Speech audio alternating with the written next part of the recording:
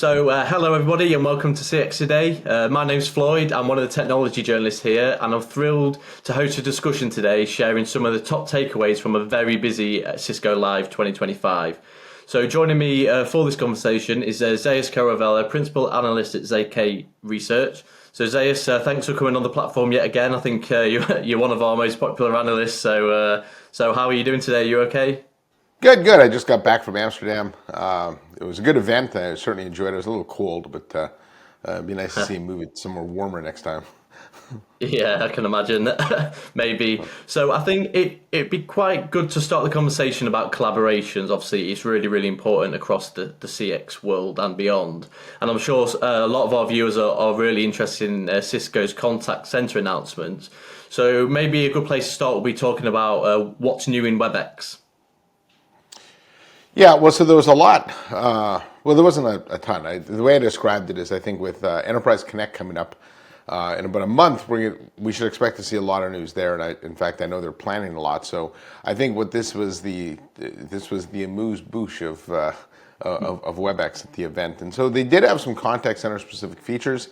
I think it's fair to say that over the past couple of years, Cisco's gained a tremendous amount of religion in AI, and they're all in, and that they're trying to use that as a differentiator, excuse me, for both the UC and CC side. And so at the event, and actually, Floyd, some of these have been announced before.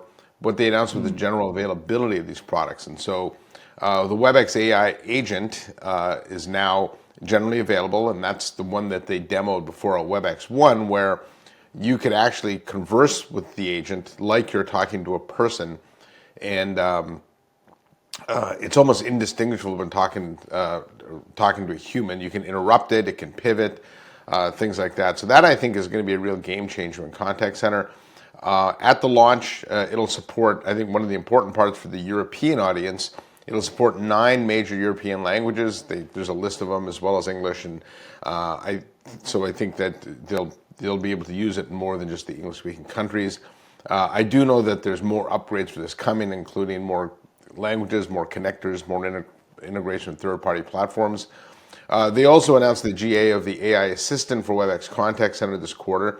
As the name would suggest, right, the assistant assists agents by summarizing conversations, so customers don't have to repeat themselves, and we get at that whole frustrating, aspect of customer service.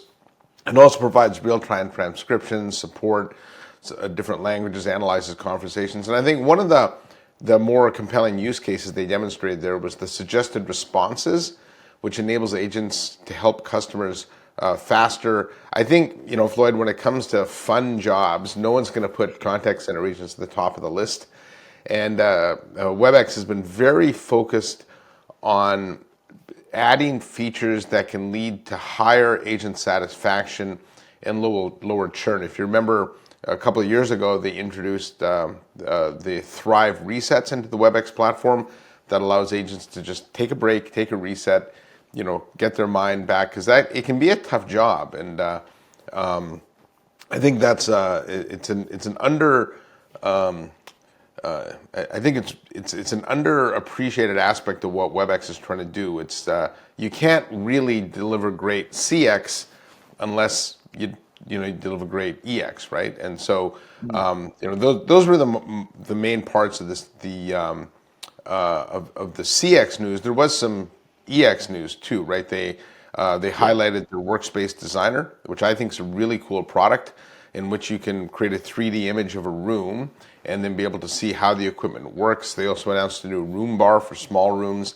Like their other products, that's got Thousand Eyes integration in it. And I think one of the interesting aspects of what we're starting to see now is the G2 Patel running all of Cisco product. You're seeing better integration across the portfolio. And so more Thousand Eyes and more products means better troubleshooting. The IT pros now can have an easier time when a contact center call or a video is not working, being able to try and figure out where that is. And so, these are all pieces in the puzzle, I guess, or bricks in the wall of Webex trying to establish itself as a leader, not by trying to out-feature people, but by trying to create better integration across the Cisco portfolio. Yeah, definitely. And you touch on a little bit about agentic AI there and obviously partnerships. So Cisco also announced an agentic AI partnership with Mistral and launched its first AI agent. You've touched on AI agents just there, but it'd be great if you could kind of uncover some more about the partnership. Yeah, from what I understand, the Mistral partnership is used for a lot of compliance issues. It does a very good job of that, and particularly in the EMEA region, it's got some strength there. They've also got partnerships with Bedrock and Microsoft Azure, and I think when it comes to the models that you use, Cisco's taking a pretty broad approach, and they're going to pick and choose the right models for the right use cases. I think they talked about this a little bit in some of the Webex specific sessions, that they want EMEA customers to have more choices when it comes to maintaining diverse data sovereignty, and so having the right models in the right countries is an important part of that.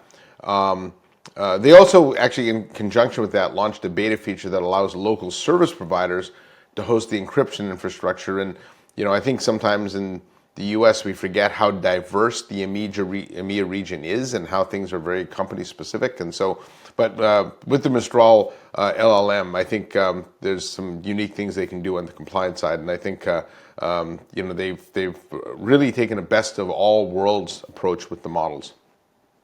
Yeah, brilliant. Thank you for covering that off. And just to move slightly on, I know we're here to talk about CX, and this may not be as CX related, but there's tons and tons of hype going into Cisco's new smart switches.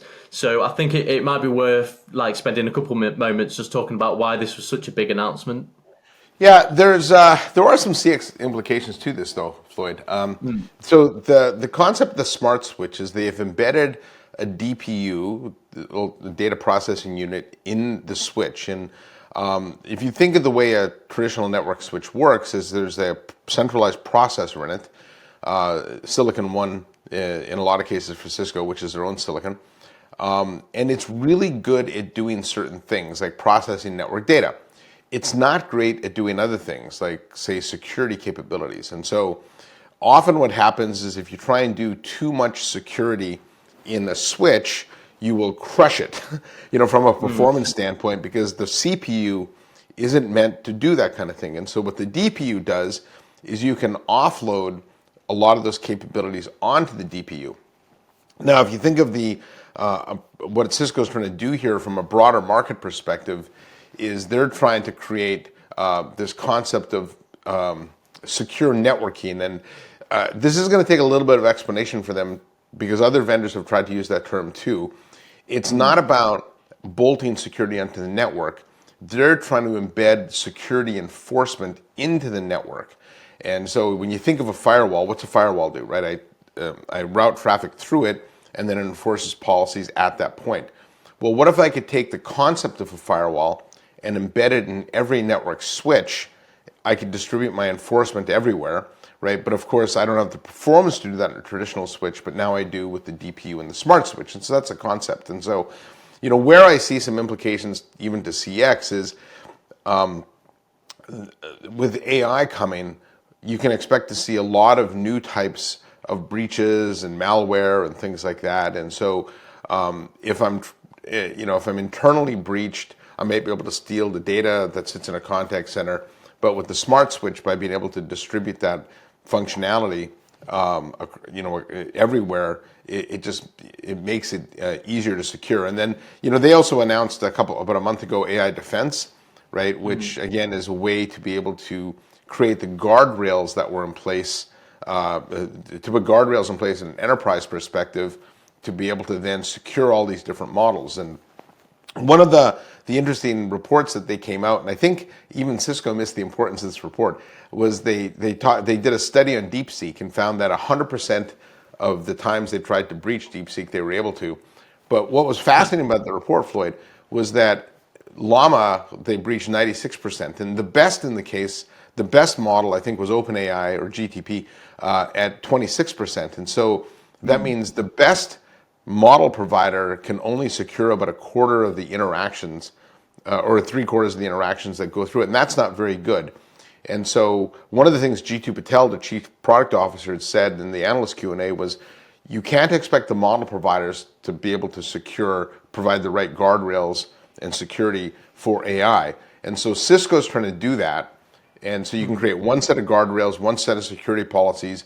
You want to drive the enforcement everywhere, and you make that scalable through the smart switch. And so I think the smart switch itself had some interesting implications, but within the context of the broader Cisco AI defense, Cisco Hypershield, that's where they get that 1 + 1 + 1 = 20 effect. Yeah, brilliant.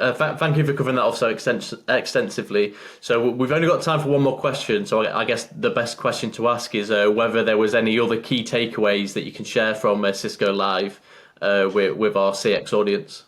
Yeah, I think even if you look at the earnings call, there's a couple, right? I'll say from a Cisco perspective, I think finally what we've been waiting for from a Cisco perspective is this platform play. I think historically, when you think of Cisco, you think of it as a lot of different technology silos, networking, collab, even contact center and UC weren't all that well integrated.